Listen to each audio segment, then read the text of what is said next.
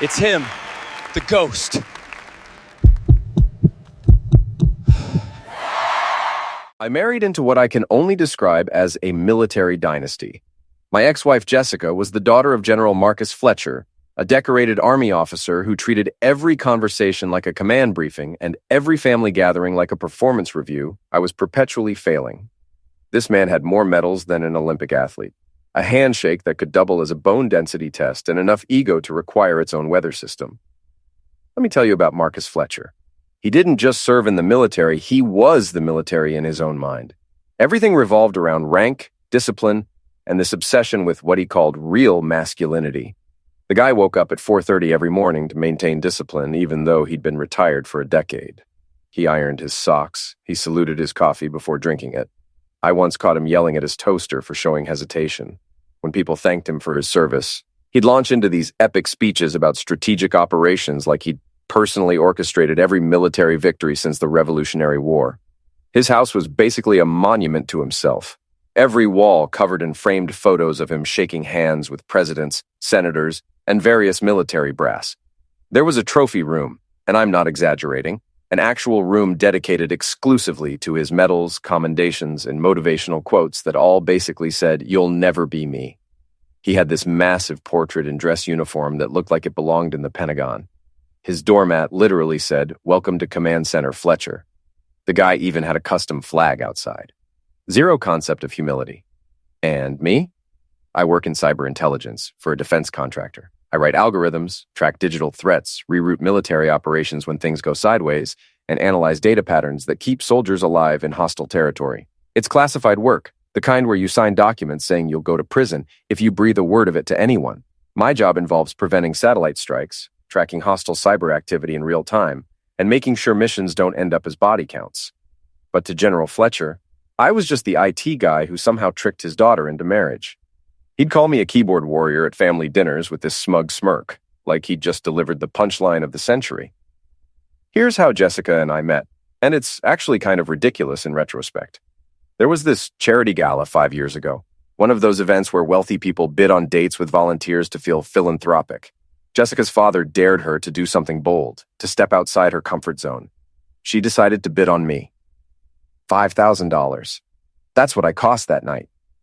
She walked up after the auction with champagne in one hand, all sharp heels and sharper wit, red dress that could stop traffic, and said, "You better be worth it.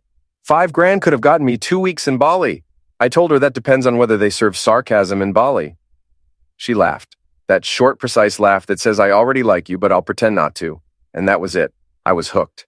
Those first dates were electric. She was brilliant, a lawyer who could argue a wall into apologizing. Funny in that cutting way that keeps you on your toes. We'd stay up until 3 a.m, talking about everything and nothing. She told me she'd never dated anyone her father didn't handpick, that I was her act of rebellion. I thought it was romantic. Turns out rebellion looks a lot like control issues when it's wearing expensive perfume. I fell hard and fast. We got married after 2 years of dating, and that first year was genuinely great. We were the Instagram couple everyone envied. Coordinated outfits, exotic vacations to places we couldn't afford, matching smiles for the camera. But what nobody saw on social media was how we treated happiness like a competitive sport. She wanted to be the perfect wife on paper. I wanted to prove her father wrong about me. Somewhere in there, we stopped being partners and became opponents fighting for control of the same relationship. But the real cancer in our marriage was Marcus. From day one, that man made it his personal mission to remind me I wasn't good enough for his daughter. Our first handshake at a family barbecue, I could feel him testing my grip, judging whether I squeezed hard enough to meet his standards. At our wedding reception, his toast included the phrase, "I hope you're ready for the challenge of being married to a Fletcher, because this family doesn't accept weakness." Not congratulations, not welcome to the family, just a thinly veiled warning that I was entering his territory and he'd be watching. Sunday dinners at their house were psychological warfare disguised as pot roast and vegetables. Picture this massive dining room with a table that could seat 12. Helen cooking these elaborate meals she'd spent all day preparing, and Marcus holding court at the head of the table like a king addressing his subjects. Every single week, same torturous routine. He'd start with the casual insults disguised as conversation. "So Daniel, still playing on computers all day?" while carving his steak with the precision of someone demonstrating knife combat techniques, or must be nice having a job where the biggest emergency is a slow internet connection. Jessica would shoot me these apologetic looks but never defended me. Not once. Her mom would just refill her wine glass and stare out the window like she was calculating escape trajectories. One dinner, I made the mistake of actually explaining what I do, how my algorithms track hostile cyber activity across multiple networks simultaneously, how I've prevented attacks that could have eliminated civilians, how I've rerouted operations to save missions when everything went wrong. I thought maybe if he understood the actual stakes, he'd respect it. He listened, nodded like he was processing, then said, "So basically, you sit behind a screen in air conditioning while braver men bleed in deserts." I laughed to keep from throwing my plate. "Something like that, General. Though if I stopped doing my job for 5 minutes, some of those braver men wouldn't make it home to tell their stories." He didn't flinch, just said, "Still softer than actual combat." It was like arguing with a brick wall that had a PhD in condescension. The man believed emotions were weakness, that vulnerability was something only civilians did. He had this worldview where everything was measurable by visible scars and physical dominance. If you couldn't bench press your problems or shoot them, you weren't really solving anything. Another dinner, I brought dessert from this fancy bakery downtown, trying to contribute something to the meal. Marcus looked at the box like I just brought roadkill to the table. "You didn't make this yourself?" he asked, voice heavy with disapproval. "No, sir," I said. "It's from a bakery downtown. They're known for their cheesecake."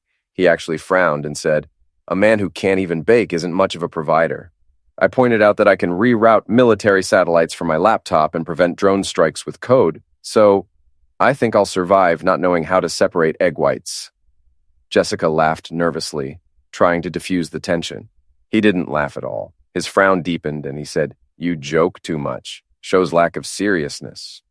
I replied that humor beats crying, which is my other option at these dinners. That night, Jessica told me I was being antagonistic and making things worse. I told her I was just trying to survive with my dignity and sanity intact. He even tried to bond with me once, if you can call it that. Invited me on a guy's weekend to a shooting range in Virginia. I thought maybe this was progress. Maybe the general wanted to bury the hatchet. Spoiler alert, he wanted to bury it in me. We get there, he hands me a rifle and says, "Let's see if you can hit something other than a keyboard." Real comedian, this guy. I nailed every target, by the way. Grouped shots so tight they could have been one hole. He looked at my target sheet, jaw twitching slightly, and said, "Beginner's luck." I smiled and said, "That's what Jessica said about our marriage." For a second, I thought he might actually laugh. Instead, he reloaded and muttered, "Overconfidence gets men eliminated." I told him, "Guess I'll die smiling then." He didn't appreciate that response. The worst part wasn't Marcus himself, though. It was watching Jessica slowly adopt her father's view of me. In the beginning, she was genuinely proud of my work. She'd tell friends I did important classified government stuff and brag about my security clearance. She thought it was impressive that I couldn't talk about my job, but after enough dinners absorbing her father's contempt, marinating in his disapproval, she started seeing me through his eyes instead of her own. I'll never forget this moment at her law firm's holiday party. We're at this fancy rooftop venue, expensive wine flowing like water, everyone trying to out-impressive each other. Some senior partner in a suit that cost more than my car asked Jessica what I did for work. Before I could even open my mouth to answer, she laughed and said, "Oh, he's my tech guy, keeps the Wi-Fi running." The whole table chuckled. She'd just reduced my entire career, years of classified work saving lives, to a punchline for professional networking points. In the car afterward, I said, "Tech guy? Really?" She rolled her eyes like I was being dramatic. "Babe, it was just a joke. Everyone jokes about their spouses." I told her no, a joke is funny. That was a public demotion. She said I was being too sensitive, that not everything was about validation. I gripped the steering wheel and said, "It is when you're married to someone whose father calls them a glorified keyboard warrior at every meal." The silence that followed was the kind that sticks to your teeth and tastes like resentment. That's when I realized something crucial. Jessica didn't want a husband. She wanted a mirror to reflect her accomplishments without casting its own light. She wanted someone who made her look good without threatening to be equally impressive. Things deteriorated rapidly after that. I got promoted to head of cyber operations, which was a huge deal. We're talking significant pay raise, leading a team of analysts, high-level security briefings. I came home with champagne, ready to celebrate this massive career milestone. She smiled, hugged me, said, "That's great, honey, I'm proud of you." Then, without missing a beat, she immediately pivoted to talking about her case and some judge who'd underestimated her in court that day. Never asked a single question about my promotion. What it meant, what I'd be doing, nothing. I ended up drinking that champagne alone in the kitchen at midnight, while she typed on her laptop in the other room. When I started getting more public recognition, articles in defense industry publications, invitations to speak at cybersecurity conferences, interviews about emerging threats, she got noticeably colder. Not jealous exactly, just competitive. Like my success was somehow stealing from her spotlight, like there was only room for one impressive person in our marriage. After a major cybersecurity conference in DC where I gave the keynote speech about algorithmic threat detection, she said, "You were really good up there, almost too good. Now everyone expects you to be brilliant all the time." I said, "I'll try to manage that burden somehow." She smiled thinly and said, "Just don't forget who helped you pick that tie." Even her compliments came with receipts attached. By year 3, our house felt less like a home and more like a museum exhibit. She had her side perfect, minimalist, color-coordinated like something from an interior design magazine.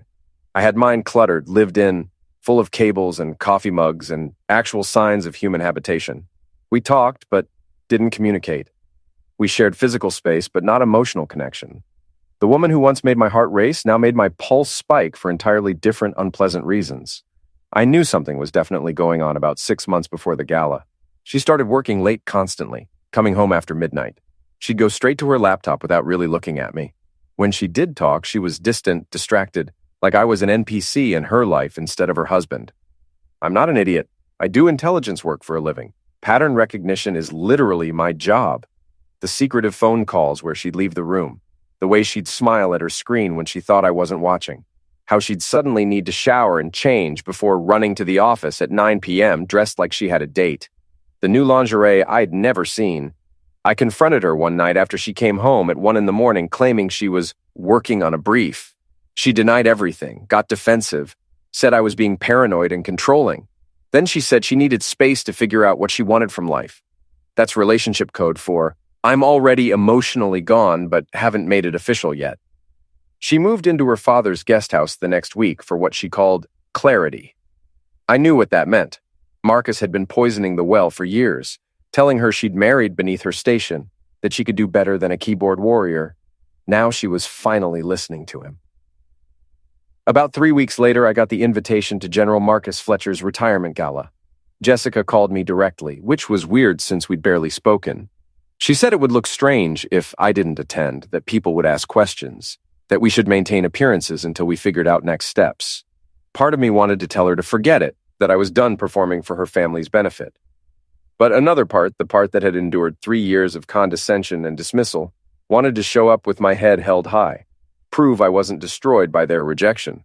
The event was at this massive veterans hall, the kind of place that smells like floor polish, cheap cologne, and decades of patriotism compressed into the walls. American flags everywhere you looked, a brass band struggling through military marches, and enough decorated officers to invade a small country. General Fletcher was in his absolute element, working the room like a presidential candidate at a fundraiser, everyone competing for a moment of his legendary attention. I grabbed some watered-down lemonade from the bar and found a seat near the back. Not hiding exactly, just strategically positioning myself away from potential confrontations. The evening started with dinner, rubbery chicken that had seen better days, and deviled eggs that looked like they'd been through their own personal war. Then came the speeches, and there were a lot of them. Everyone wanted to praise Marcus Fletcher. Finally, Marcus himself took the stage to thunderous applause and launched into this epic speech about service, sacrifice, and what it means to be a real leader in today's world. The crowd absolutely ate it up.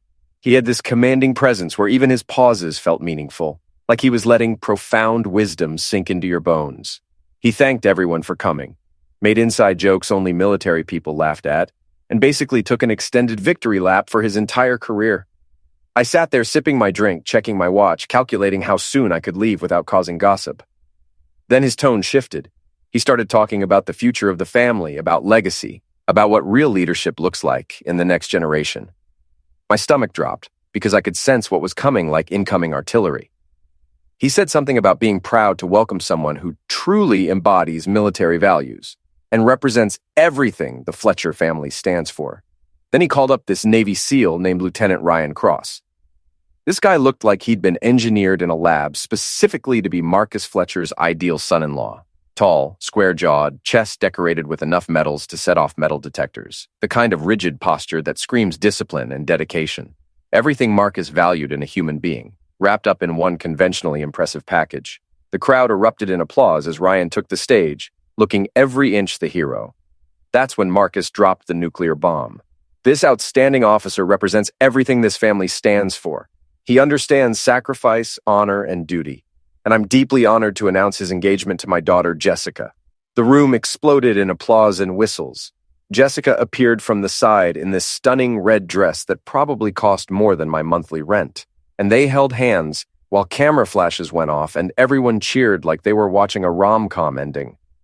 I sat there completely frozen, my grip on my glass so tight, I'm genuinely surprised it didn't shatter. I knew intellectually that the marriage was over, had known for months, but finding out like this, in front of 200 people while being implicitly used as the failure she'd moved on from, was a specially crafted form of psychological cruelty. But Marcus wasn't finished destroying me. He looked directly at me, made sure I saw him seeing me, and said, "Unlike some people who've disappointed this family and never grasped what true service actually means, Ryan here understands sacrifice. He's a warrior, a protector, a real man, finally, someone this family can be genuinely proud of." The polite laughter and murmurs that followed were somehow worse than if he'd just screamed insults at me. People turned in their seats to look at me, some with pity, some with curiosity, some just entertained by the real-life drama unfolding. I was the punchline to Marcus Fletcher's retirement celebration, the disappointing first draft sitting in the back while everyone celebrated the upgrade, the failure in a suit, being publicly executed by implication while everyone applauded. I carefully set down my glass, took a deep breath, and decided I was done. I'd absorbed enough humiliation for 10 lifetimes. I started to stand up, planning to walk out with whatever microscopic shred of dignity I had left, already mentally composing the angry text I'd never actually send. But then something absolutely wild happened that I still can't fully believe. Ryan Cross, this confident Navy SEAL who'd been basking in applause and admiration, locked eyes with me from the stage. His smile vanished like someone had flipped a switch. All the color drained from his face like he'd seen a ghost. He went pale, then red, then pale again. That confident military bearing completely disappeared, replaced by what looked like shock, mixed with recognition, mixed with something like fear. He leaned over to Marcus and whispered something urgently in his ear. Marcus frowned deeply, looking extremely annoyed at having his big moment interrupted. Ryan whispered again, more insistently this time, his hand gripping Marcus's arm. Other officers on stage started noticing something was wrong. Jessica looked confused. The crowd sensed the shift in energy, that triumphant celebration vibe turning into confused tension you could cut with a knife. Ryan took the microphone, and I could see his hand shaking from where I sat. His voice actually cracked when he spoke, nothing like the strong military bearing he'd had a minute ago. "Sir, before we continue with anything else, there's something everyone in this room needs to know." Marcus tried to wave him off, but Ryan stepped closer to the microphone, visibly gathering courage. "That man in the back, Daniel Morrison, he's the reason I'm alive. He's the reason I'm standing here today." The room went dead silent, like someone had hit a mute button on reality. You could have heard a pin drop from across the hall. Every single person turned to stare at me like I just announced I was from Mars. I sat perfectly still, my heart pounding so hard I could hear it in my ears. Absolutely no idea where this was going, but sensing something massive was about to happen. Marcus laughed, but it sounded forced, nervous, like he was trying to regain control. "Son, I think you're confused. That's my former son-in-law. He works an office job pushing papers. He's not out saving lives." Ryan shook his head firmly, almost desperately. "No, sir. With all due respect, you don't understand at all. That man right there saved my entire unit 3 years ago in Middle East. We were ambushed, trapped with no way out. Our convoy got hit hard. Communications completely jammed, GPS totally down. Command had essentially written us off as casualties. We were pinned down taking fire with no extraction plan." The whispers started spreading through the crowd like wildfire. Marcus's confident expression began visibly cracking around the edges like ice breaking. Jessica looked completely lost, like someone had switched the script to a play she'd never rehearsed. Ryan's voice got stronger as he continued. Then this voice came through on our emergency frequency, calm, professional, like he was ordering coffee instead of coordinating a rescue from an active combat zone. He told us he was rerouting our extraction in real time. He gave us coordinates to terrain that wasn't on any of our official maps, walked us through territory we couldn't see, guided us around hostile positions we didn't even know were there. We followed that voice through the dark for 6 straight hours. All 7 of us made it out. Not a single casualty. The room erupted in much louder whispers now, urgent conversations breaking out everywhere. I could see veterans in the crowd nodding knowingly, some of them looking at me with this new recognition dawning on their faces. Marcus stood there looking like his brain was trying to process information that didn't compute with his entire worldview. When we got back to base, Ryan continued, and he was looking right at me now, we tried to find out who helped us. Everything was classified above our clearance level. They wouldn't tell us his name, his rank, where he worked, nothing. But the story spread anyway through our networks. We started calling him the Ghost, the analyst who appears when everyone else has given up, who pulls off impossible rescues and then vanishes without taking any credit. Some guys thought it was just a myth, a legend we told ourselves to feel better about getting lucky. He pointed directly at me with a trembling hand. But I never forgot that voice, that steady calm when everything around us was falling apart. The way he talked us through that nightmare like he could see the whole battlefield from above. And that's him sitting right there. That's the Ghost. I'd recognize him anywhere. An older veteran in the front row stood up slowly, and I recognized him as one of Marcus's longtime friends. I heard about that Middle East mission. My son was in that unit. He said the Ghost saved them when their own command had abandoned them as lost. Another veteran stood up, then another, then another. Pretty soon half the room was standing in this silent, powerful show of respect, this acknowledgement that transcended words. Marcus Fletcher stood on that stage, his carefully orchestrated retirement celebration completely hijacked, staring at me like he was seeing me for the first time in 3 years of marriage. This man who'd spent countless dinners making me feel worthless was learning in real time that his disappointment of a son-in-law was actually a legend among the very soldiers he claimed to honor above all else. The moment stretched out forever. I could feel everyone's eyes burning into me. Some people had their phones out recording. Finally, I stood up slowly, buttoned my jacket with deliberate calm, and started walking toward the exit. The crowd parted like the Red Sea as I walked, everyone watching.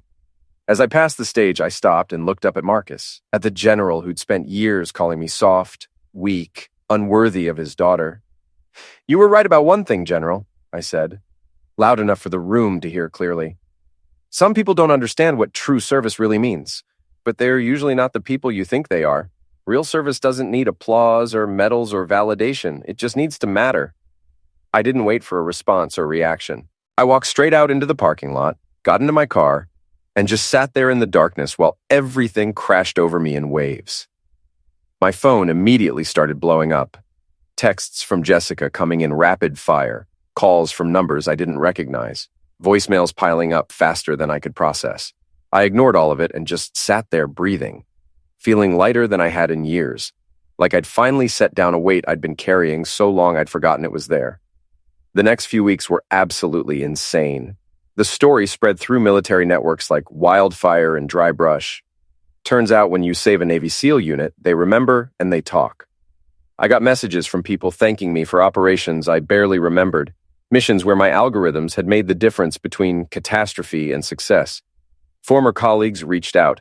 My boss called, officially concerned about operational security, but also grudgingly impressed that I'd maintained cover this long. Some journalists tried to interview me about being the Ghost. I declined everything. Jessica tried desperately to apologize. Long rambling texts, voicemails where she cried, emails that went on for pages. She kept saying she didn't know, that if she'd understood what I really did, she would have been different, would have defended me, would have loved me better. But that was exactly the problem.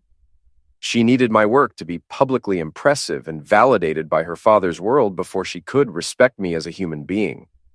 The fact that I was decent, that I loved her, that I showed up every day trying to make it work, none of that was enough. She needed external validation before I was worthy of basic respect and love. Ryan actually reached out about 2 weeks after the gala. He called me directly, apologized for the whole messy situation.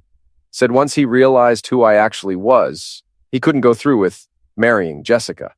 It felt fundamentally wrong, like he was taking something that wasn't his, living a lie. I told him that was decent of him to recognize, but Jessica and I were finished regardless of what he did. He's actually a genuinely good guy.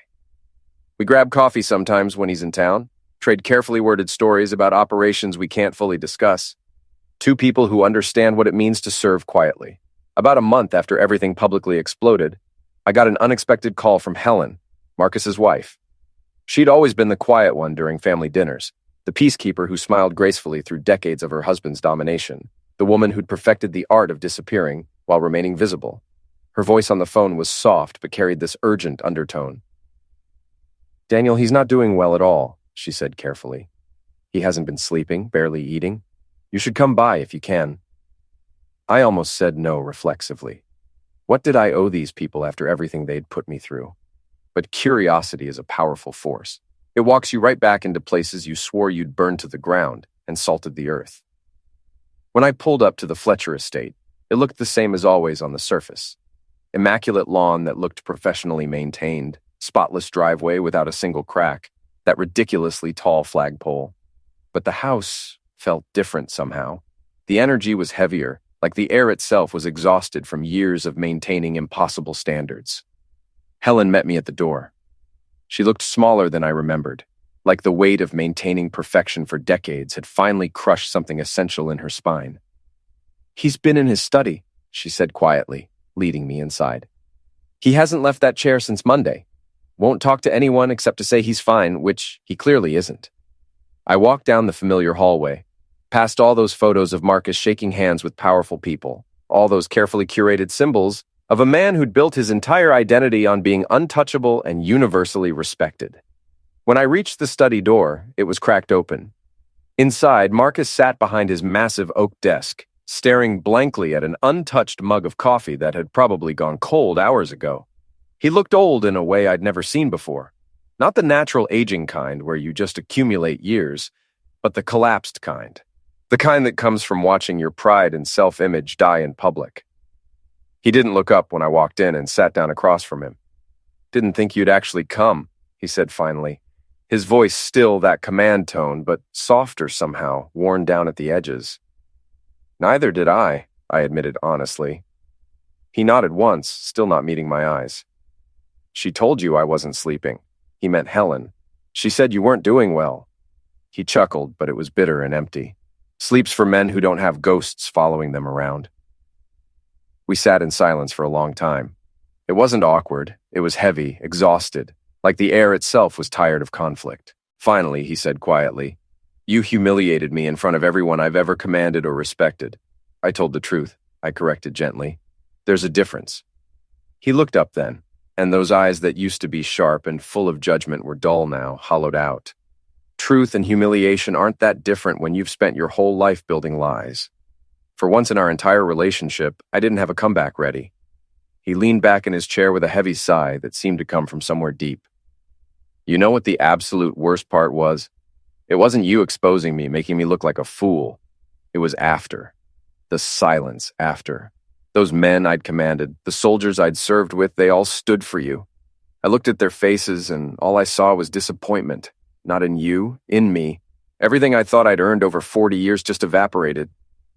He rubbed his temples like he had a headache that wouldn't quit. "I spent my entire adult life trying to be invincible. Collecting medals, climbing ranks, building a reputation. It all meant control to me. And then you walk in with nothing but a keyboard and destroy 40 years of carefully constructed image in 15 minutes. "That wasn't my intention," I said truthfully. He smiled faintly, sadly. "No, but maybe it was necessary. Maybe I needed to fall." That was the first time I'd ever heard him admit something like that. For a brief moment, I didn't see the general. I saw just a tired man who'd finally figured out that the war he'd been fighting his entire life wasn't against external enemies. It was against his own need for control and validation. We talked for over an hour after that. He told me about the aftermath, about veterans calling to ask why he'd treated the ghost that way, about former colleagues questioning his judgment. He'd stepped down from every committee and board he was on. Helen said it was time, he explained quietly. She was right, like she usually is about these things. When I finally stood to leave, he looked up at me with clear eyes for the first time. I never said it before, and I should have years ago. I'm proud of you, Daniel, of what you've accomplished, of who you are. One simple word. Proud. For Marcus Fletcher, it might as well have been a Medal of Honor ceremony. I nodded, feeling something loosen in my chest. Thank you for saying that, he smiled weakly. Don't thank me. You earned every bit of it the hardest way possible. Helen walked me out to my car. You did something for him no one else could, she said softly. You made him finally listen to someone besides himself. I told her I didn't mean to break him. She shook her head. You didn't break him, you freed him. There's a difference. I moved to a new city after that, took a promotion at a different company, started completely fresh. I'm seeing someone now named Sarah. She's a high school teacher, and she knew about my work from the beginning. She thinks it's incredible without needing anyone else to validate that opinion. That's enough. Life is quiet now, peaceful in ways I didn't think were possible. I don't need anyone's approval anymore, and that's the most liberating feeling I've ever experienced. I'm not carrying anger or resentment around. It's too heavy, and I'm done with heavy things. I ran into Marcus one last time about 3 months ago at a coffee shop downtown. He was with Helen, looked older and softer somehow. We made eye contact across the room, nodded at each other with something approaching understanding, and that was it. No drama, no confrontation, just two people who'd survived a war neither of them needed to keep fighting. So yeah, that's the story. That's how my father-in-law's ego imploded at his own retirement party, how my marriage ended in the most public way imaginable, and how I walked away from all of it with my dignity intact. Not because I planned some brilliant revenge, but because when you live with integrity, the truth eventually defends itself when it matters most. The ghost rode off into the sunset, and he's perfectly fine with nobody noticing.